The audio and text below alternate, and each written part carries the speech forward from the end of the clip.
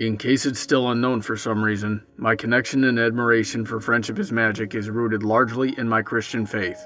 A faith I acquired as a teenager which only strengthened and reinforced itself as my age and experiences grew.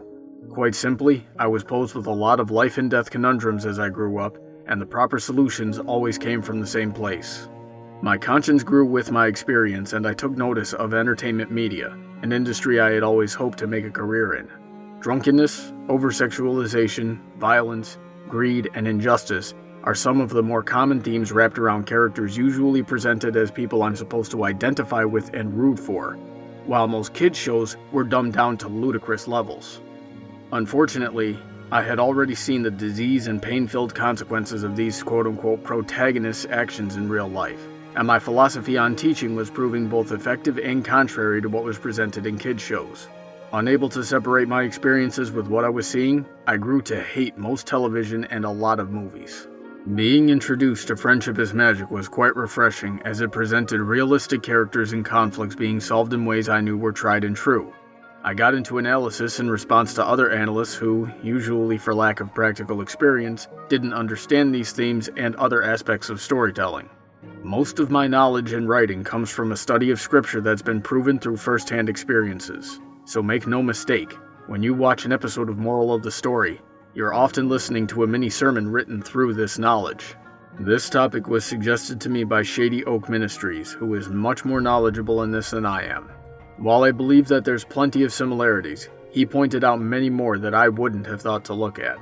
For example, the books of Ecclesiastes, Ephesians, Proverbs, and John make several mentions of the strength that comes from friendship and its necessity in withstanding the trials of life, improving ourselves, and improving the world around us. In other words, fueled by a set of virtues combined with interpersonal camaraderie, friendship is a tool that's used to apply to situations to solve problems that any individual cannot solve on their own.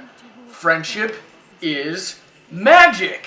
Some of these themes can be applied to entire seasons, such as the first chapter of James, where it says, "Count it all to joy when you fall into various trials, knowing that the testing of your faith produces patience, but let patience have its perfect work, that you may be perfect and complete, lacking nothing." This relates a lot to what we saw during Season 1, where the characters were challenged either by their virtue or by some form of vanity. Thus, through the trial, the characters learned more about their virtue and came back to the right path. Examples being Applebuck Season, Ghostbusters, Fall Weather Friends, Suited for Success, Feeling Pinky Keen, Sonic Rainboom, Green Isn't Your Color, Over a Barrel, Owl's Well That Ends Well, and Party of One. It doesn't end there either. Far from it. Season 2 started tackling love in its various forms. Storge, meaning love through family and actions, is seen during Sisterhood Social, Family Appreciation Day, A Friend Indeed, and Dragon Quest.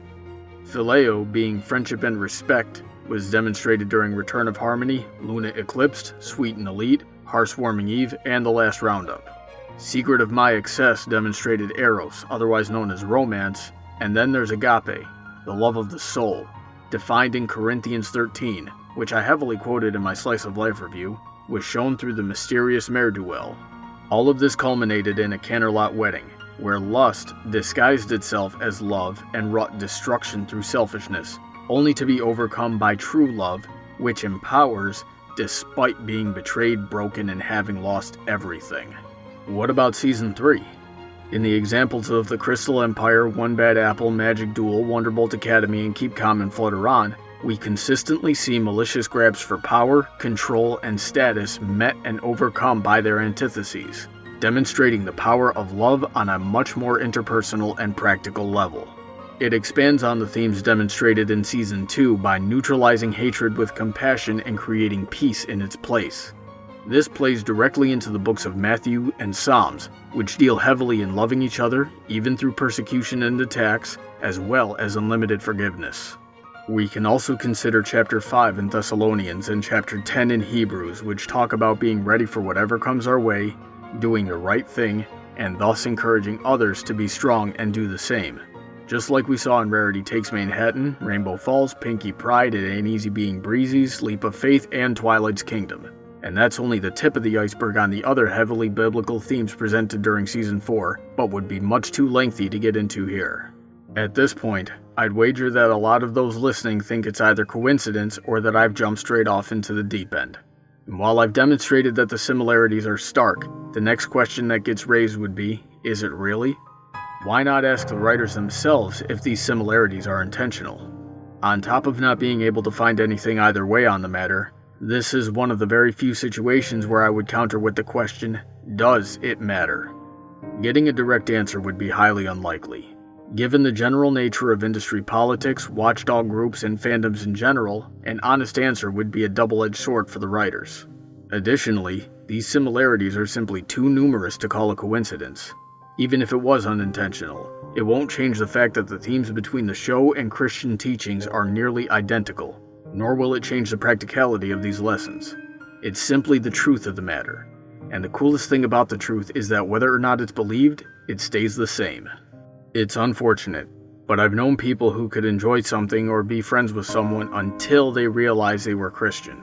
The blowback after Feeling Pinky Keen aired when the religious overtone was merely perceived and not even really there was incredible. What if most of the series was like this?